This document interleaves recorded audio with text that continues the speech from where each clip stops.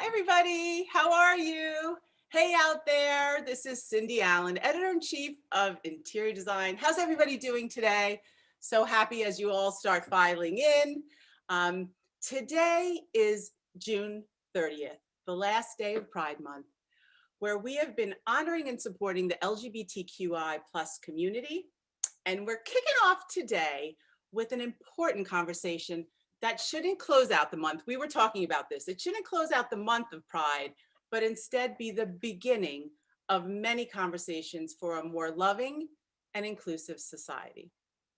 And that's why I brought some super talented leaders and friends from various parts of the industry. There's interior design represented, architecture, art, and business. We look at them, you guys look at them there. We look at them and we see them as like, oh, so successful professionals in the field, because by the way, they are. But today they're going to share their personal stories of owning who they are, overcoming adversity, and being a positive influence on the world of design. This is going to be a good one. I'm so glad everybody joined. Hi, guys. How are you? Hey, everybody. Hi, Cindy. Good. Hi. So happy Hi, to see all of Cindy. you. Okay, I'm going to introduce you all. First, we have Ken Baker, dapper Ken Baker over there, the Southeast Regional Managing Principal for Gensler. Hi, Ken. How are you? Hey, Cindy. Hello, everybody. And then we have Blane Charles. He's the founder and president of Blane Charles Design. He's in Miyake right now, and he's hot. He said it's hot. He's in Miyake. We have a good friend, Liz Collins, artist and designer of Liz Collins Studio. Liz, I'm so happy to see you. Thank you guys so much. Thank you. Hi, everyone. And then we have Jane Greenwood. She's an architect and the managing principal of Kostow Greenwood Architects. Yay! Thank you all so much. Pride. Yeah, pride. We are proud. Yes. Before we get started, everybody, I just want to thank my pals. Everybody, when we jumped on, everybody was looking at my backdrop, and these are from my good friends at Turf, and they've designed a whole lot of backdrops for me since the pandemic. And when we said we were doing the Pride panel, they were like, yes, we want to do a backdrop. So big love and hugs to them. I just want to say something. My good pal Faraz there, he said, you know, that they have a diverse workforce and really wanted to create this as a gesture of support, representation, and visibility to our organization, as well as the broader design community. Supporting the LGBTQI+ community is something that's deeply personal for Turf. And by the way, everyone who works at Turf, they're called Turfers. I just love that so much. So anyway, thank you guys. Okay, so enjoy my backdrop, enjoy all the virtual ones, and let's get started.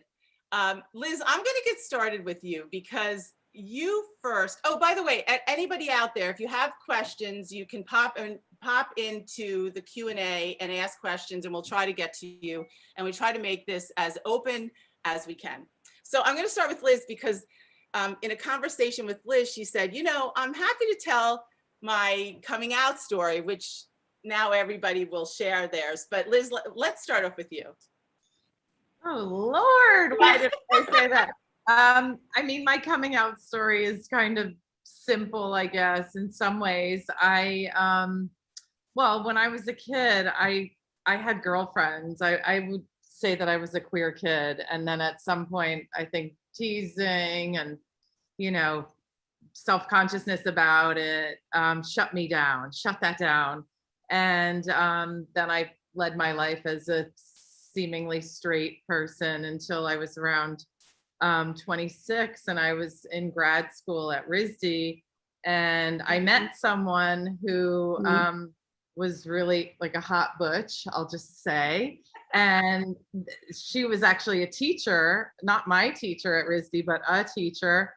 And I also worked at this deli in the neighborhood, and she frequented it. And we fell for each other. And so that was my first adult girlfriend. And it didn't last very long, but then at that point I broke up with her because of various reasons. But then I was like, wait a second, maybe this is why I feel like I haven't really fully been living, you know? And at that moment I realized, like, I'm queer, I'm a lesbian, I'm a dyke, this is who I am, and this is this is what's been missing. And I was at the time making my fashion work at RISD, and I was in a lot of kind of emotional pain around coming out and being confused, and love and emotions, and that complex late 20s landscape that some people call the Saturn return. We're going to get astrological. And I just, through my work, did a lot of what I would call sublimation of desire. And I used my knitwear, the clothing I was making, and the textiles to kind of mine my emotional landscape and the things I was going through. And at the end of it, I was out, shall we say. First of all, thank you so much for sharing. All of you, actually, thank you for whatever you're going to share today. It was a different time, right, Liz? It was a different time than it is today. And so when you talk about the pain, there was pain. Yeah, I mean, it's interesting because, I developed, I mean, this is kind of personal, but like, for whatever reasons, when I was growing up in the ways that I did, I developed like a very strong internal self-police that applied to myself and not other people. So I had gay friends, and, I knew that it was something that was okay, but somehow for me, I wasn't allowed to tap into that part of myself. And there were some internal barriers, and I'm sure some deep-seated homophobia as well.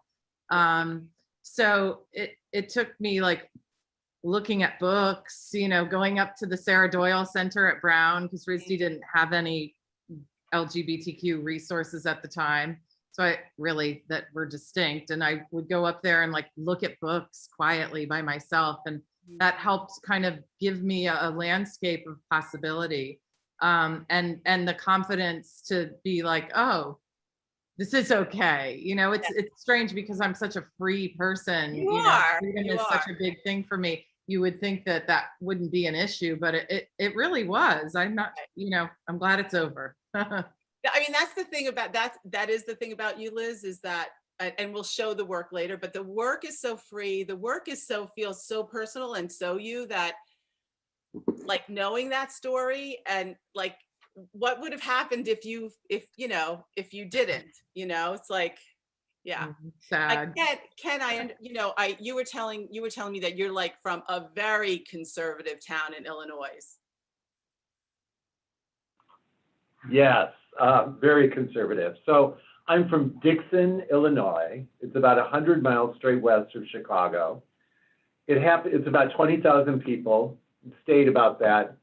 It was the hometown of Ronald Reagan. He graduated in 1928, way before me, by the way. I was 1976, by the way. But yeah, very conservative upbringing. My father was a postal carrier for 30 years and ended up being the postmaster.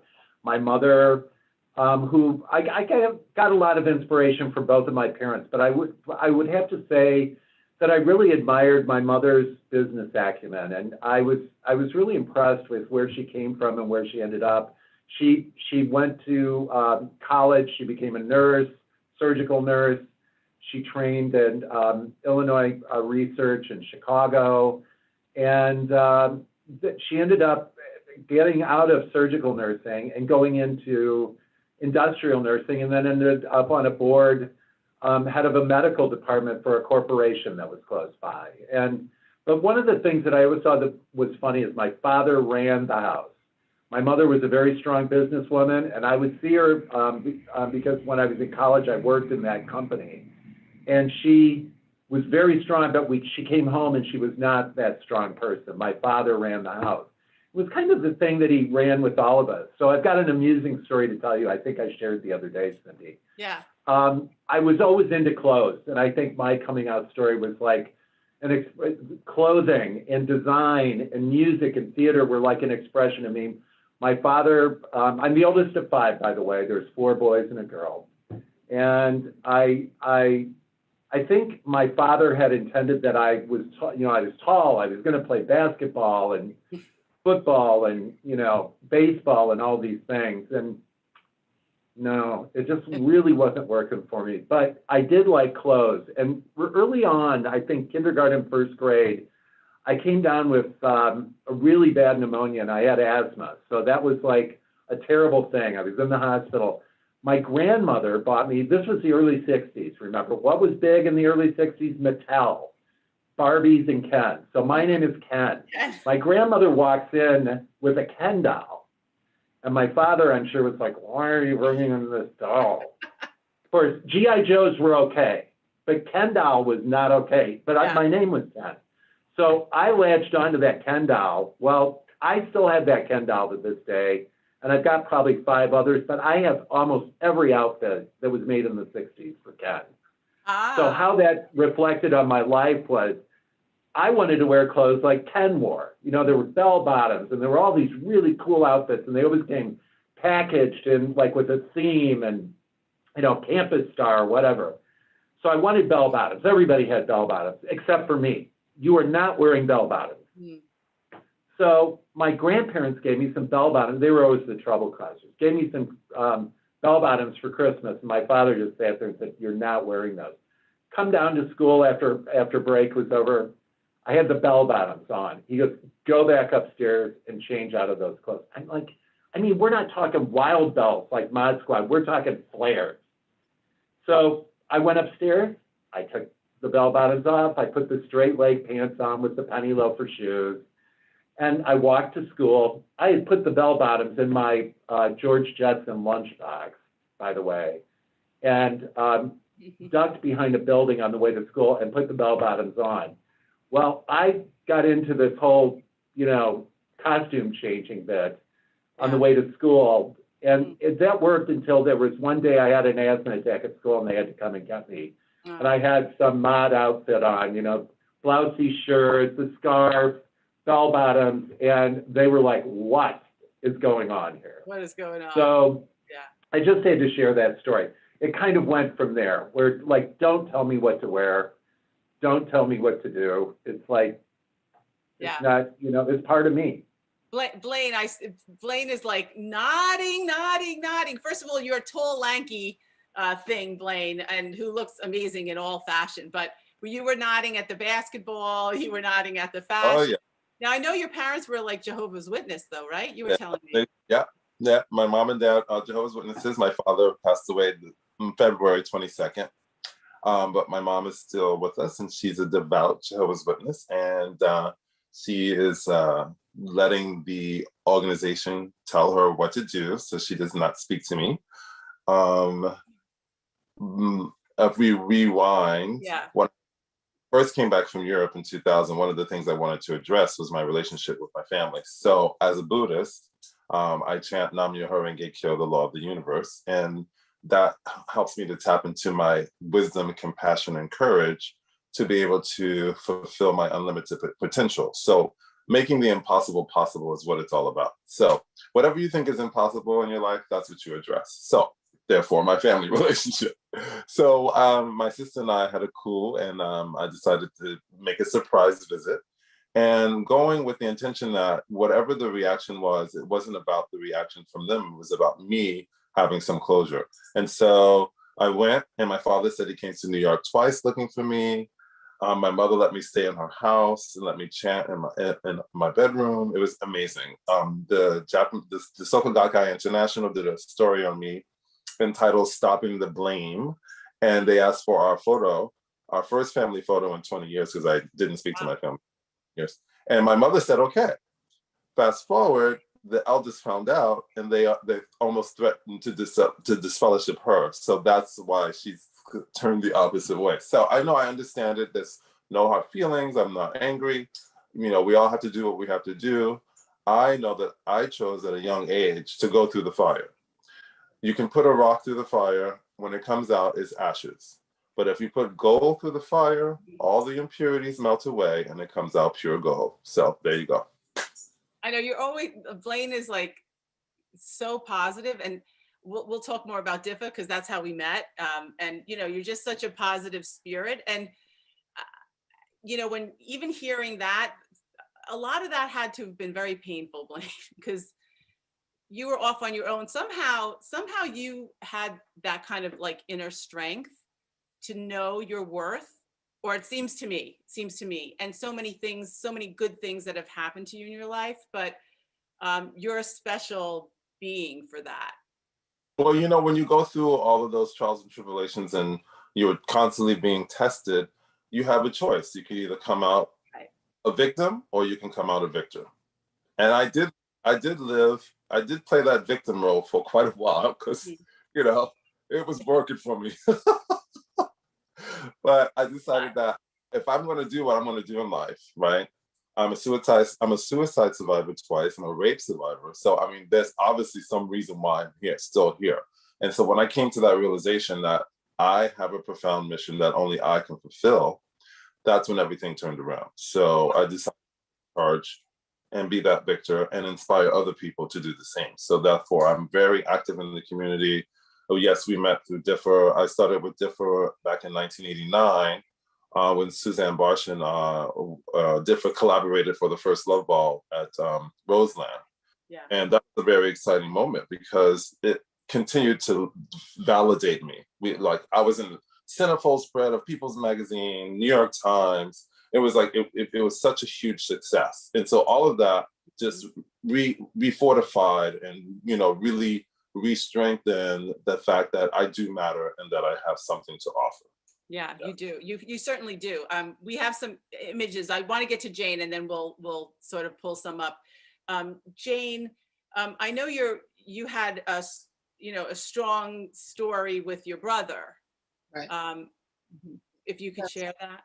Sure. So, you know, my coming out story, I guess, is in two parts. The first part took about 12 hours for me to figure it out. But, you know, I had no idea that I was a lesbian at all until about 21. And, but I did have, as Cindy mentioned, I had a older brother, 2.5 years older, that was already out. So it wasn't like it wasn't in my realm. Right. But you know, this is not network television, so I can tell my story. Oh, there's my brother. Yeah, there's your brother.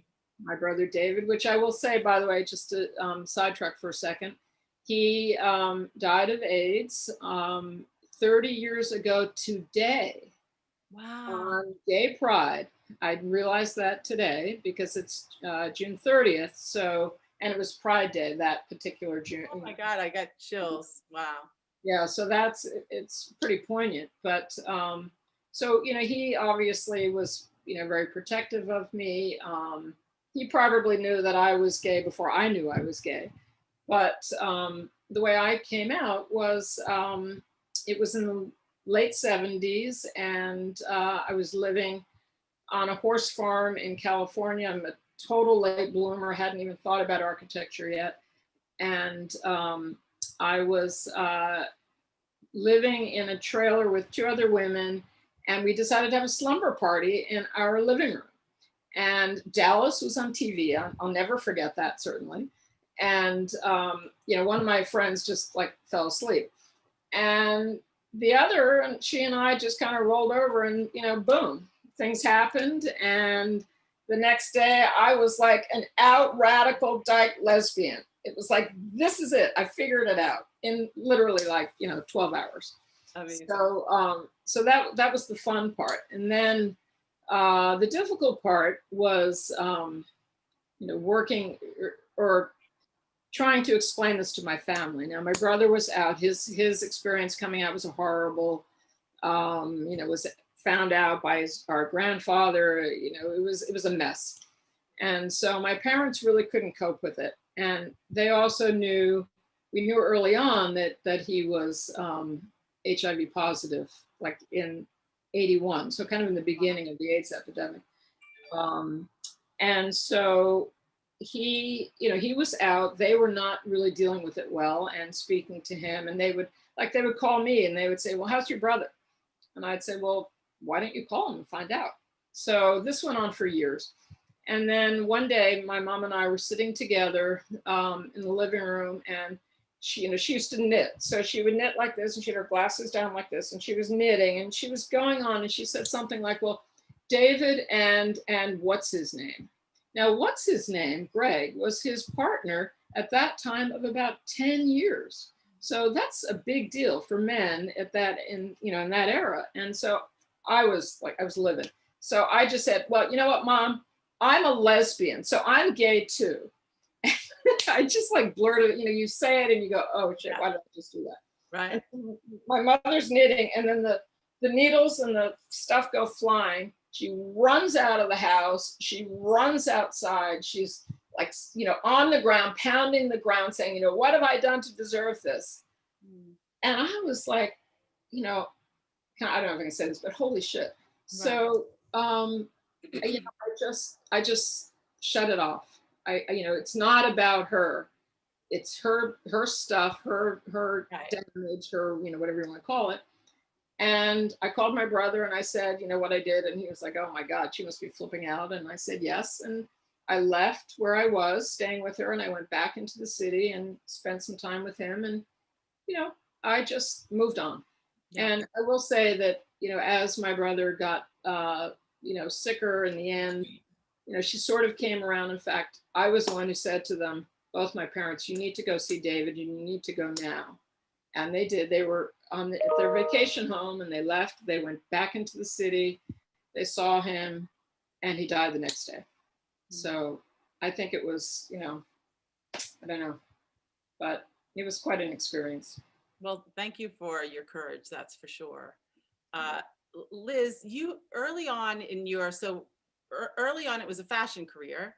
And I know we have a couple images. There was an interesting story you were talking about with an article in just how at that time, how what you were doing was an influence on culture.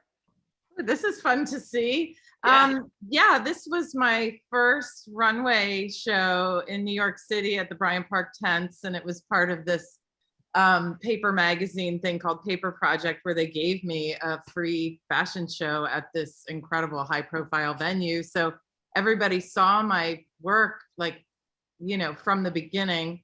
So that was very exciting. And it was kind of a quick rise to, I wouldn't say to fame, but I got a lot of attention very quickly and worked with a really good fashion PR firm.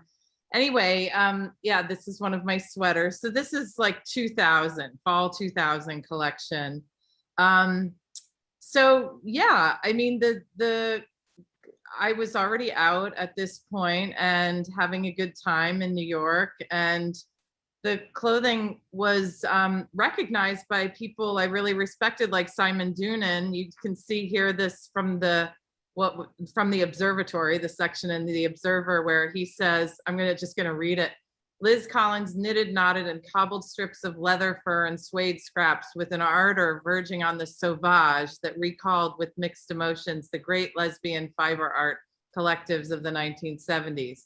So that kind of journalism for me happened a lot when I was first starting my fashion career. And I was like, these people get me, they get me. Simon Doonan's so smart, and he got it. He saw the lineage that I was a part of, and that was really an honor. And then there was another article that Guy Trebay wrote called The Subtle Power of Lesbian Style that was in the New York Times. And that was a really interesting article where he talked about lesbians and the influence that they've had on fashion, and talked to some people in the industry like myself who were out, and there weren't a lot of lesbians out in fashion at that time. I mean, the fact that Jill Sander was a lesbian was not talked about.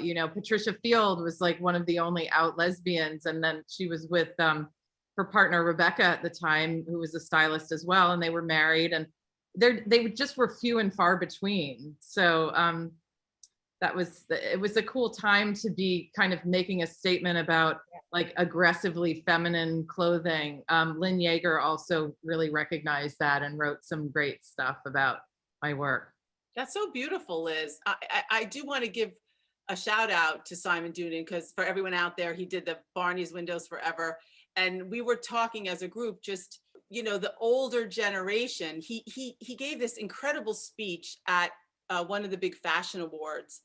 And it was all about the labels that people wear, and so many had died of AIDS. And he was saying this generation doesn't know, they think of it as a label, where my generation knew them all as people. And what they, and their creative vision and what they suffered through with AIDS. It was so powerful. I mean, I still remember it, which is why I want to share it, but it's props to him also for recognizing your work. That's like amazing. Yeah, it's so beautiful.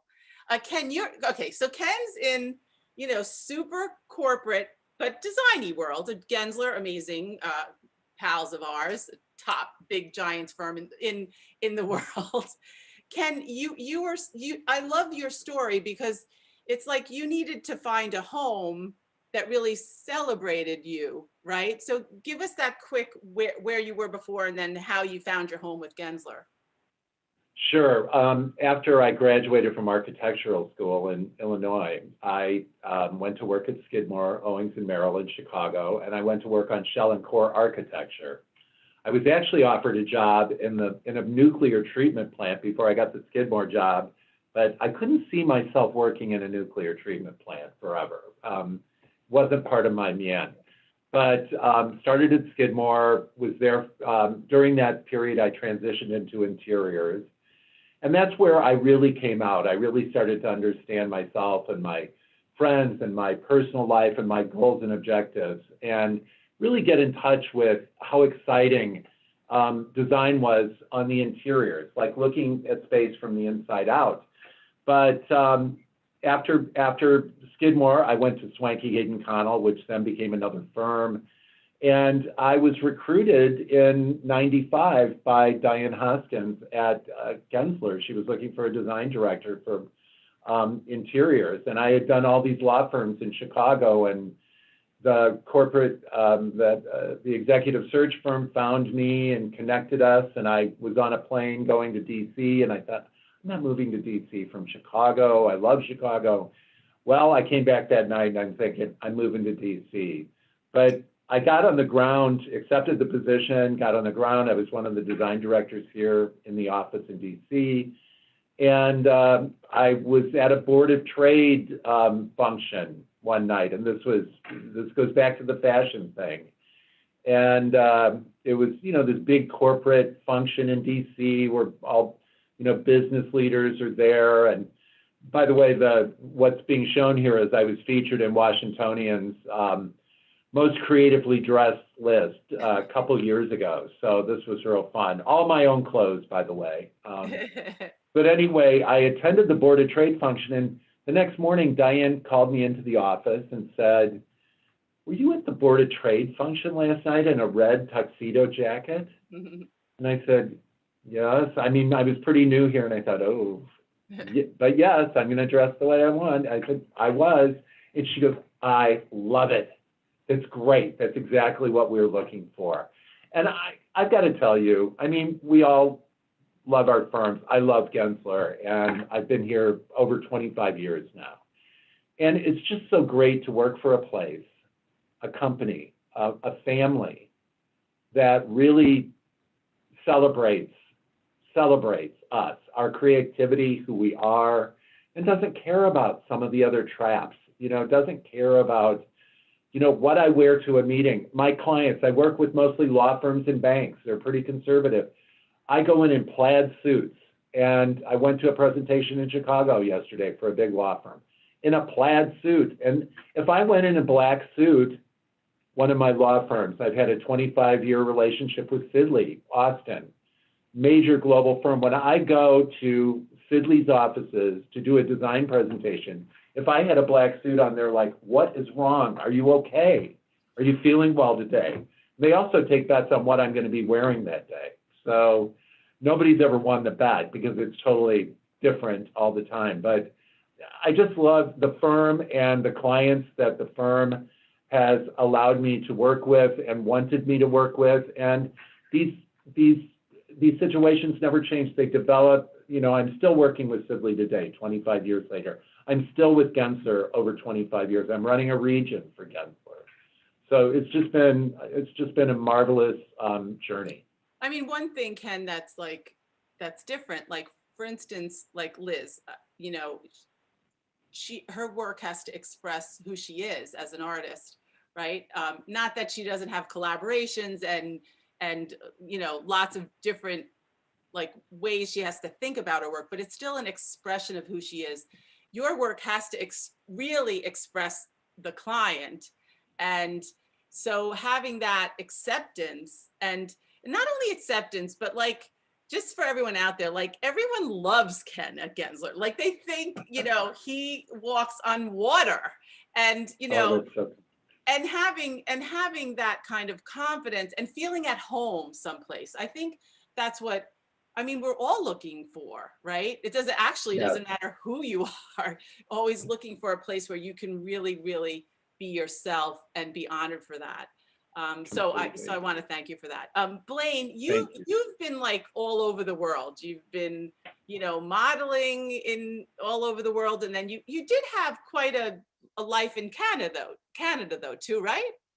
In Canada, we going from ACT UP New York to help start ACT UP Montreal, and spent some time getting that off the ground before moving to Paris, where I lived for 4 years, and then London for 6 years. So it was a nice journey.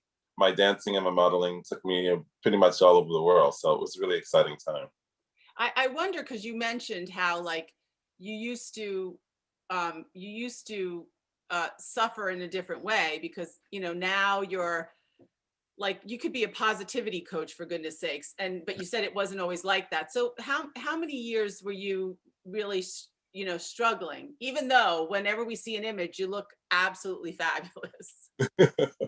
Well, I was we were born in Brooklyn, New York, East New York, Brooklyn. My mom and dad bought a house in Charleston, South Carolina when we were 10. So most of my formative years were in the South. And then as soon as I finished school, I moved back to New York because being excommunicated, I couldn't talk to anybody that I knew, because everybody that I knew were Jehovah's Witnesses. That was the community. So I decided to move back to New York and start to find myself and, go on that journey of self-discovery, which led to getting involved with ACT UP New York. I always use fashion as a way to bring attention to the issues that were pertinent for us. So the first thing I did in ACT UP New York was they made me the chalk queen. So before technology, everything had to be written down, the notes for the meeting, and then someone would take, a picture of it or whatever. But that's how we kept track of all of the information. So Patricia Fields was my favorite place to go. Thank you. I always wore like these outrageous clothes. And so when I moved to Montreal, it was like a celebrity moving to Montreal. It was always like on Music Plus, on the news, but it was really great for my discovering my self-worth and finding myself. And I was really, really accepted and honored and celebrated. Like Ken was saying at Gensler, they actually they wanted to know what I was going to wear next, and so that really helped secure my feelings of self-esteem and self-worth. And fast forward, and now I'm back in New York. I came back to New York in 2000 to study and start my own business. And I paid my way through school, working as a personal shopper, evening wear specialist at Barney's New York. Amazing. And so I know Simon very well. Yeah. And we had a lot of fun. A star of the show, Simon. Yeah. People are commenting on Fern Malice, and it's interesting because we weren't thinking fashion when we were like putting you all together, and then there's this thread. Jean, I want to talk about the early years, because the other thing that maybe young folks don't know is that you were starting like ACT UP. You were starting these organizations that never existed because you were trying to coalesce your community and do good things, even DIFA as well. Yours was tell us about OLGAD. So you're right. I mean, we were all in New York at the time and feeling that there was no one else out there in our community, that we knew that they were there. And so we needed a vehicle for that, or a place to gather. And so in 1990 through 91, I guess, in fact, it was shortly after my brother had died, I really needed to find a place to ground myself. And there was a little notice in the Center newsletter about a meeting for architects and designers and just kind of show up and let's see what happens. So I showed up, and so did about 60 other people. And we, of course, had a small room and needed to go to the biggest room. And it turned out that, we all needed this. We all needed an opportunity to come together to share our stories, in a networking way, in a fun, expressive way, in design, what you're looking at here, Design Legacies. We put on a Design Pride 94 event, and this was one of the events where we honored architects and designers who died of AIDS, and many of them were not even recognized. I mean, some of the brand, the name brands, but there were others that were not. And so, this was new. No one had ever done this before, and it was super exciting. So our organization, pulled it off, and we had a Pride Day at, or Design Pride Day at Cooper Union. This was at the National Arts Club. So, we were able to be, recognized and visible, and our membership swelled to over 400. It was clear that people really needed a place to come together. Yeah. It really was, successful. I mean, we embraced allied fields. So there were, there were designers, there were architects, interior design, graphics, fashion, whatever. We were pretty inclusive. I think the timing was right. We also were political. So we noticed that for the AIA, their mission statement was not inclusive. And so we called them on it. And a number of us went down to DC, to the Octagon, and we protested in front of them and said, you really need to change this. You need to be inclusive. You need to recognize the LGBTQ community. And at that point, we were talking about the gay and lesbian community.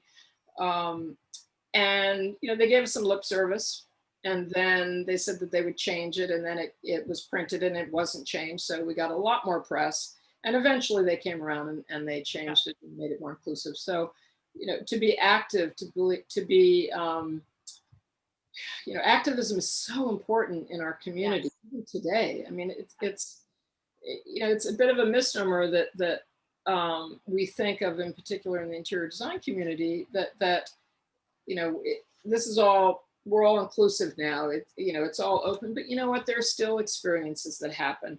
Maybe not in Manhattan or New York City, but around the country, people are still struggling. Do I come out? How do I do it? Is it okay? Am I going to lose my job? Am I going to be demoted? Even in a design community, it's happening.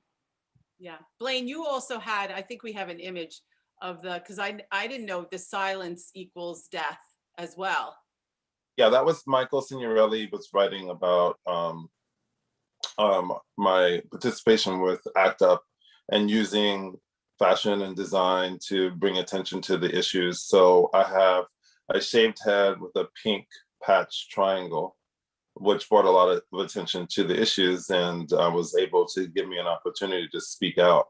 And I'm glad that Jane brought that up about the need still for activism, because even today, Queen Latifah, she received the BET Lifetime Achievement Award, and she spoke about her partner at that presentation.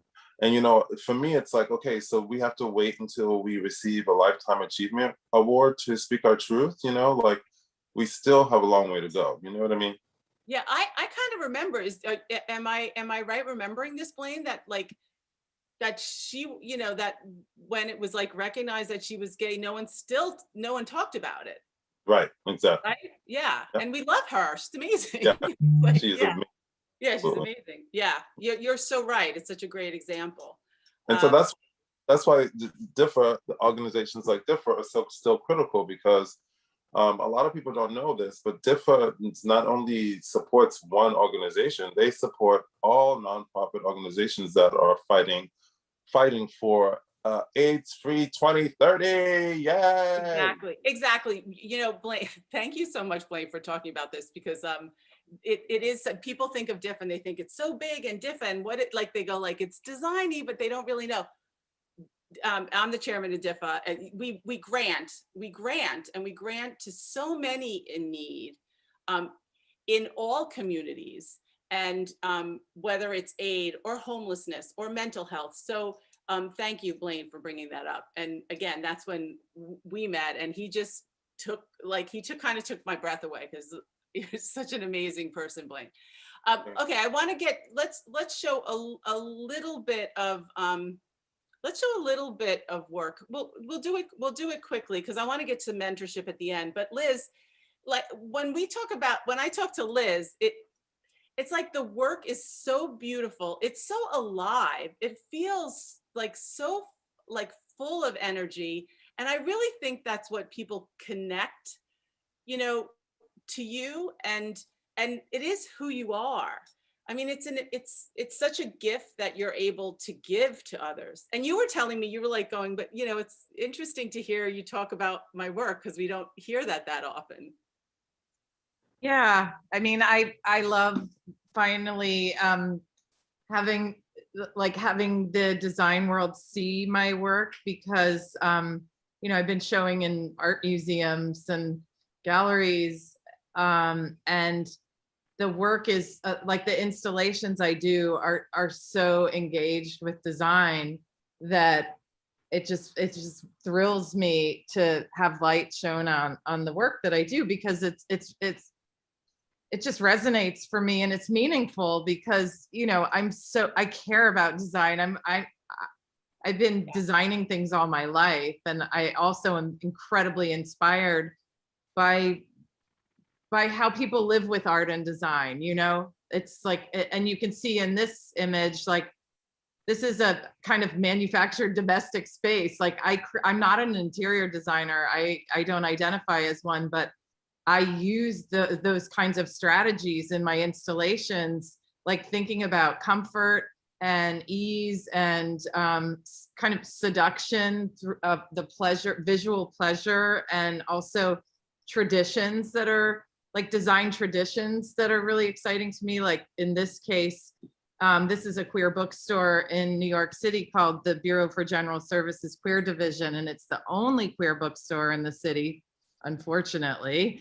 But and it's on the second floor of the LGBTQ Center in the West Village. It's not even on the ground floor, and I just love this place so much. And usually the space is kind of stark, and they do show, you know, they have rotating art shows, and I was like, I need to make a love letter to this bookstore. I love it so much, and every time I go in there, I just feel like so comfortable. And you know, as I mentioned about my coming out story, when I was really kind of trying to figure out what was up for me, I went to the Sarah Doyle Center at Brown, which was basically a queer library. And I would just stand and look at the books, and, you know, books and people's stories are so much what one needs in order to be validated, I think. I mean, literature has been a huge force in my life that way, and people's lives, others' lives. And so, you know, in that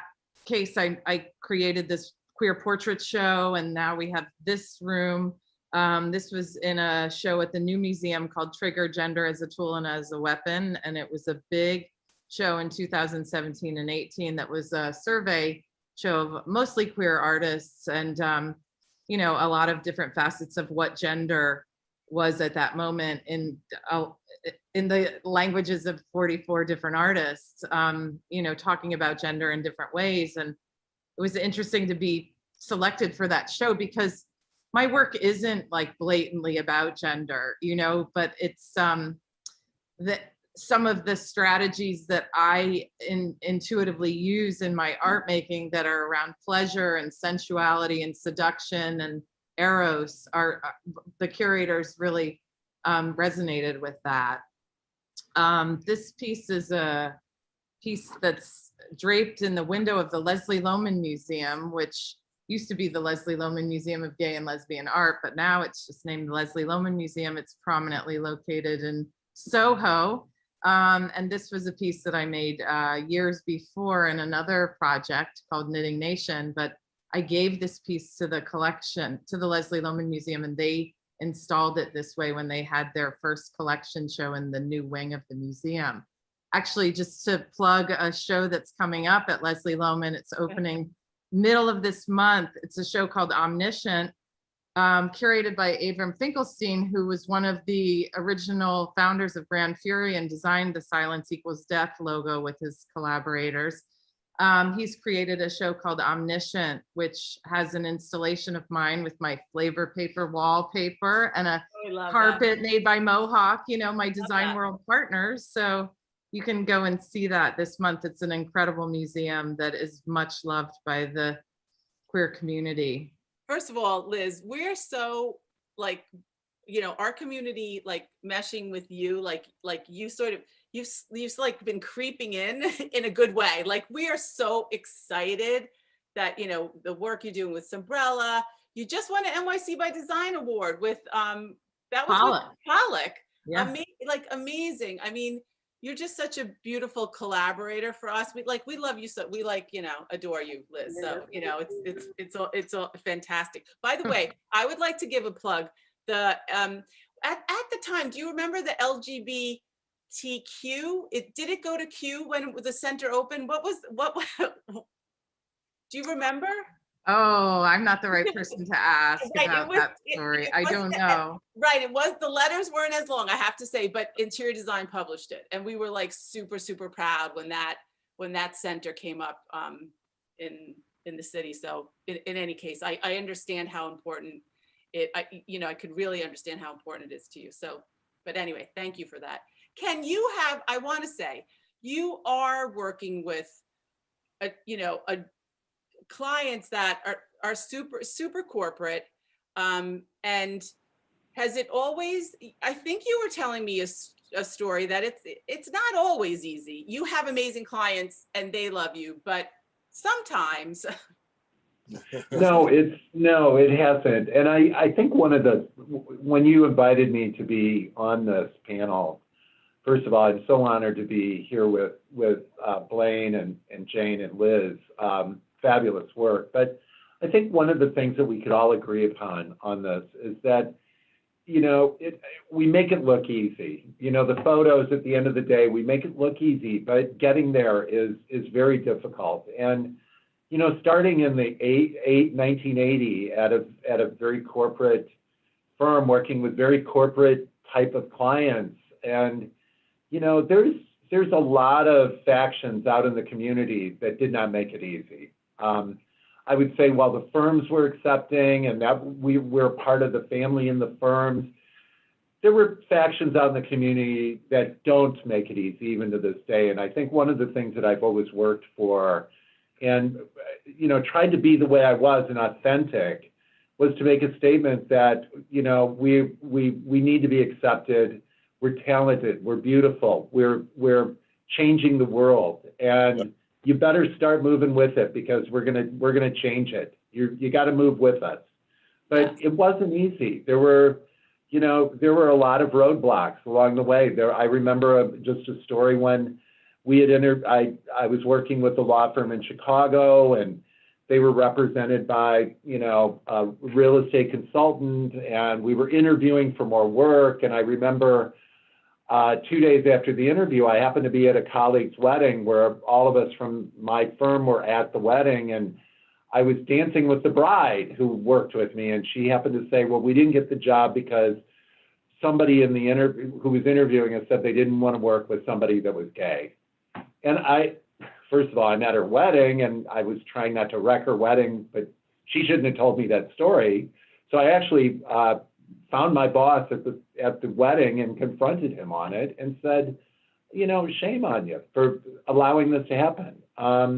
You know, again, there's lots of stories like that. And I think one of the things that I've tried to do, you know, in my supportive organizations, but in the support of people that I've worked with and I've mentored, is really helping them to understand, you know, what to bring out their talent, to explore, to be there, to be out, to be, you know, clients don't, you know, the law firms I work with right now, I'd like to say, they come off very austere and corporate, but I've developed these relationships that have gone on for so many years where I've become best friends and part of their families. And, you know, I joke that they won't move a wastebasket now without calling me. And it's just flattering. It's just flattering to say 25 years ago, I started this relationship.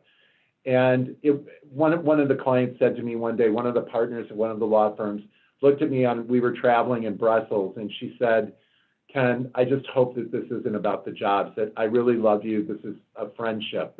You're part of our family. We adore you, and you're doing such great work for us, and you make us look great. And this, you know, those are the rewarding things. And that's what I try to tell young designers that are coming up, young people in business, that, you know, you may look at the project and say, yes, it's a very corporate, you know, conservative law firm, but you're going to take them someplace.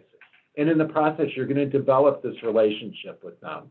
And that's how, you know, that's how you grow and develop. And that's how, you know, our business develops. And that's what we want folks to do. But anyway, I've kind of run on about it, but I've just been so blessed with those long-term relationships. And I'm trying to pass the awards and the experiences on to the younger generation now. Yeah, I think, you know, that's the thing about all of you that I wanted to share with the younger generation, because you have a completely different kind of history.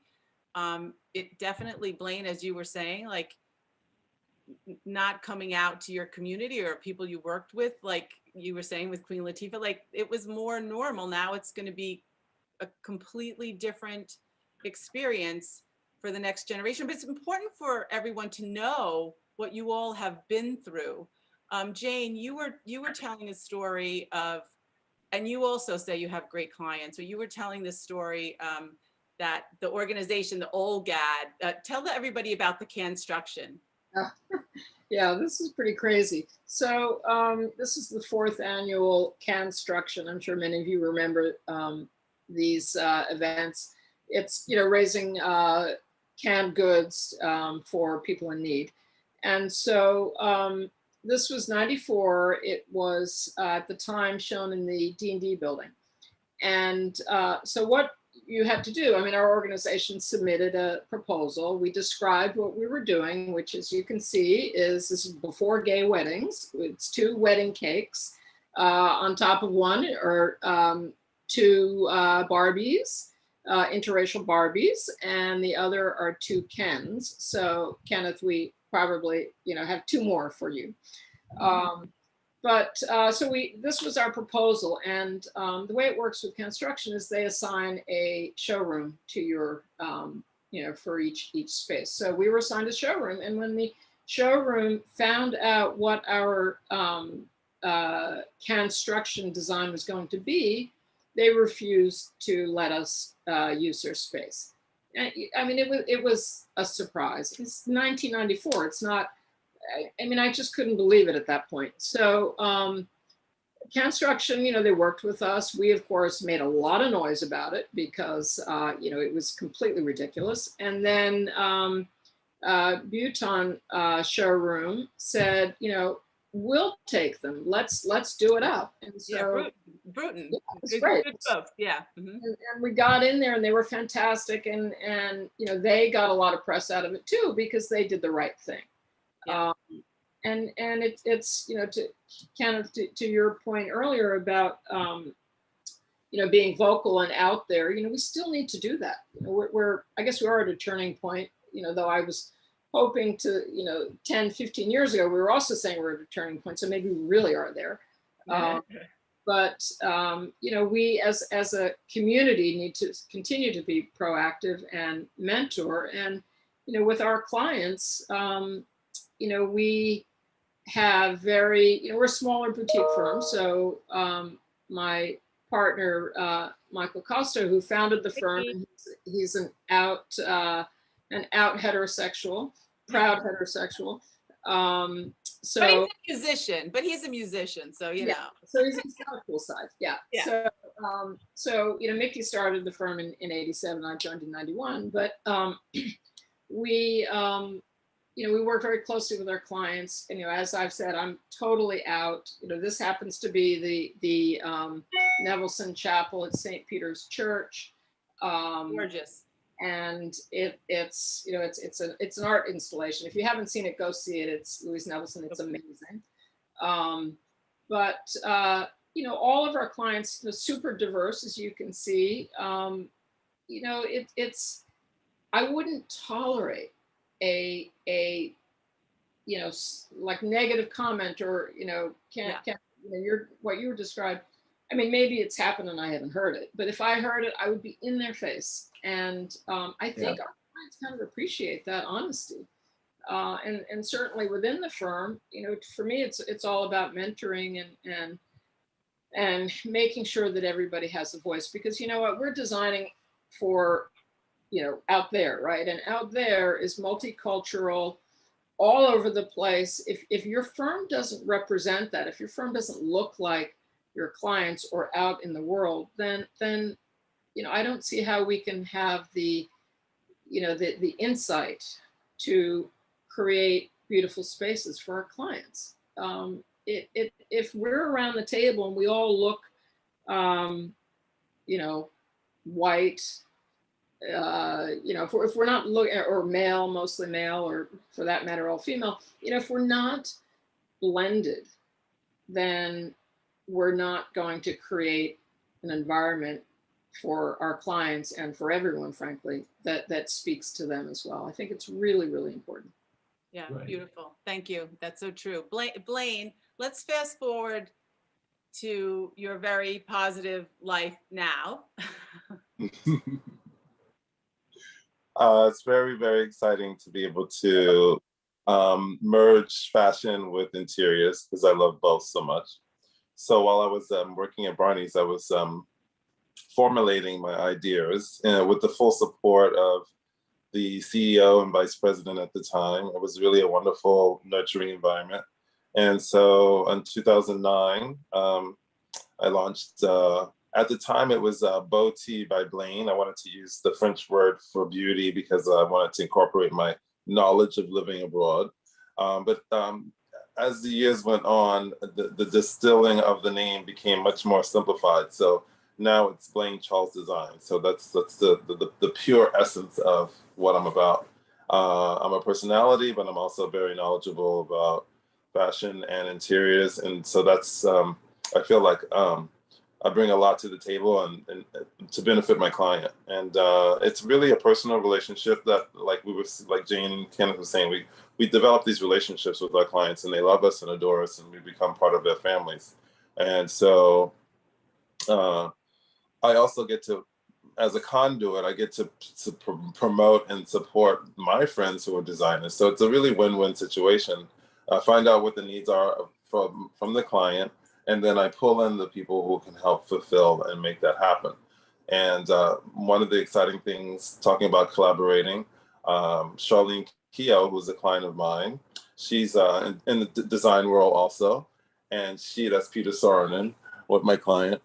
But Charlene and I were able to do the first Dining by Design, 2013, yay! Madame's Boudoir. We were the first, I think, still the only team to do a dining room in a French woman's dressing room in her Paris apartment. So that was very exciting. And yeah, it's a continuation of collaboration and celebration and making people look and feel their best, and that's what I'm about. That's what I love. You when we were chatting, actually, there was a beautiful quote. You like were speaking, but it ended up being a beautiful quote. It said, "Never compromise on your passion that makes you who you are. If you compromise that to live someone else's dream, you will lose yourself." That's what I think of when I think of Liz. And thank God, Liz, it was early on that you were able to live your own dream. First of all, thank you guys so much. I would love to end with maybe thinking about mentorship, because you are such amazing representatives to like support and mentor the next generation and sort of move the positivity forward. Maybe each of you have sort of an ending thought about about that? I mean, I want to mention something that was touched upon related to people coming up now in the creative industries who are people are in a new paradigm around gender, and some people, like my kid, don't even identify with a binary spectrum at all. So we're dealing with something new that a lot of people have no capacity to get their heads around. And so, you know, as far as inclusivity goes and acknowledging everyone's identities of all kinds, I think there's still a lot of work to do, and just a lot of awareness that has to come about, like preferred pronouns and like real sensitivity to who people are, regardless of if someone understands who they are or not, or if it's something that feels really different, or if someone looks like one gender but wants to be referred to as another. All of these things are so important for us to be sensitive about right now. So that's not really for the young people. That's for those of us who aren't up on what the young people are doing right now, which is something really radical and really exciting and something unprecedented. I would say for myself, as a mentor person who's involved with various organizations like Queer Art in a mentorship capacity, I just think it's really important, and it's a good time for this, for people to just like forge ahead following their passions, you know, and I mean, that's nothing new to hear. Do what you love and the money will follow eventually, but sometimes it takes a long time. When I was young, I was incredibly impatient, and I thought everything needed to happen for me now, and we didn't even have the internet. Yeah. So I think patience is indeed a virtue, and if you have a dream, hopefully you will eventually get there, but it might take longer than you think, and it might look different than you think it should. Yeah, for sure. First of all, Liz, thank you so much, and love to winter, and thank you for sharing that. I really, really appreciate that. Okay, Ken's come full circle. It has to be the Cliff Notes version, Ken, but Ken has come full circle because he never felt comfortable in his father's eyes being an athlete, and then he's come full circle. And I know you want to share this one story, so go ahead. I do, yes. Very quickly. So I was walking through the park. The one part of my life that I had not explored or felt comfortable with, as Cindy said, was anything to do with athletics, or, you know, it wasn't that I was out of shape. I feared it. And it was like something that was very scary to me. And, you know, it meant basketball and, you know, baseball and criticism and all of this stuff. I was walking through the park. I do power walking every day, and I had done that for many years. And I kept seeing this really, really attractive Black gentleman who was obviously a personal trainer, and he was training professional looking people, and he was friendly, and they looked happy, and there wasn't embarrassment or trepidation around it. And every time I walked by, he would say hello, and I would say hello. And there was one day I was walking with one of my colleagues to get to the point, and I was telling her about this guy, and all of a sudden he was there, and she goes, "Go and talk to him. Just go and talk to him. You've been dying to talk to him. You want a personal trainer." So I go and talk to him. His name is Eric McAdams. I'm giving him a plug on this. He is amazing. I started training with him. Well, first of all, for me to get started training, I was scared to start, and finally he called me up and said, "We've got to start this now." So I started with two days a week, and then it went to 3 right away. Then it went to 4, and now I'm up to 6. There's Eric. And so this was last week, and he's got me boxing. Now, me boxing, and that's a video that she had. I mean, me boxing, but he is just amazing, and he makes me feel so good about. He and his wife had me over for my birthday last Friday, and his son. They've got a 2-year-old son that's like the mini me of him, with better hair than he has. So, and he's got great hair. So and I spent 6 hours a week with this man, and it was the best thing that happened to me during the pandemic. This 6 hours of the human touch that I had was from Eric, and he made me feel good that I could do things like that, and I'm, you know, losing weight and I'm developing muscles, and it doesn't hurt. I mean, it's painful doing it, but it doesn't hurt. It's okay. So anyway. Anyway, Ken, there was such a fun, like, that we're like, oh my God, Ken, you came full circle.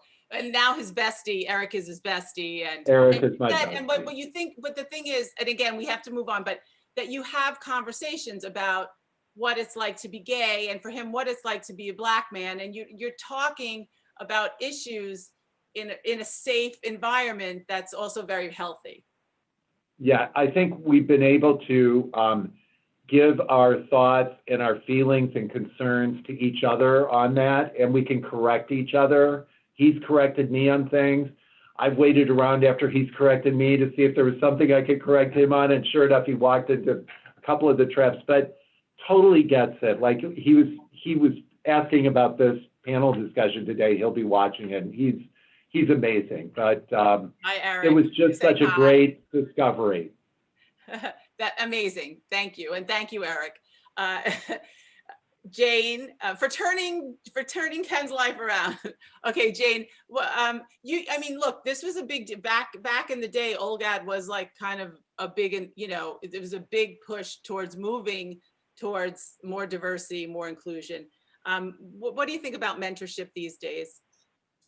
Well, I think well, first of all, it's incredibly important, and we should never lose sight of it. Yeah.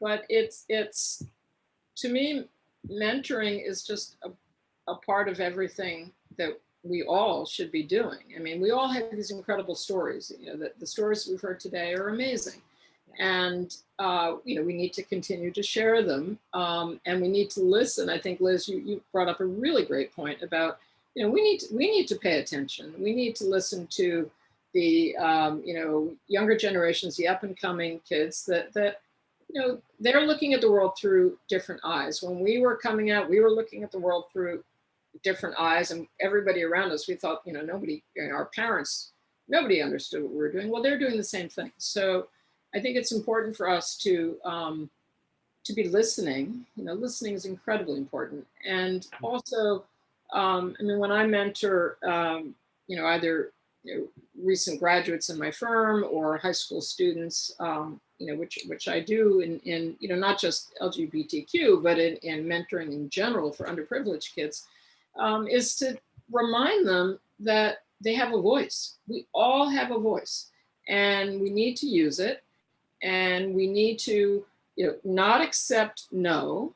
You know, you do it with dignity, right? But you don't accept no. You need to be true to yourself, and you know, let the world know that you're there, that we exist, whether it's, you know, what part of whatever spectrum of you know, human beings you're on, and we're all on multiples, right?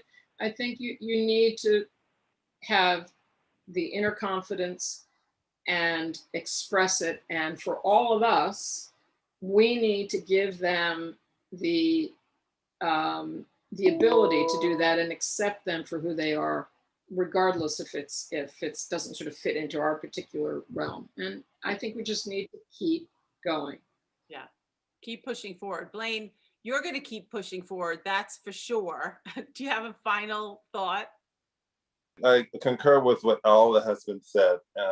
I have the honor of being able to serve on the board at Callan Lord, which is a wonderful organization that is really in the forefront of helping youth, and along with HMI, Hedrick Martin Institute. So, you know, working with these organizations, I have the fortune of being able to share my stories and inspire young people to live their truth and live their authenticity, and to, you know, be ready for whatever challenges and obstacles come, but to realize that those are the things that refine us so that we can become the great, wonderful people that we are.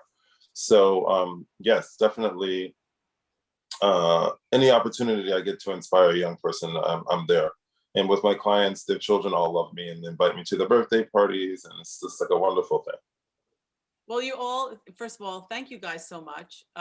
We want, as I was saying in the beginning, we don't want this to be the end of Pride Month, although this is a great way to end Pride Month. We want this to be the beginning of more conversations, because you all have such interesting, sometimes painful, but also beautiful stories. And I think they're worth sharing as we move forward together.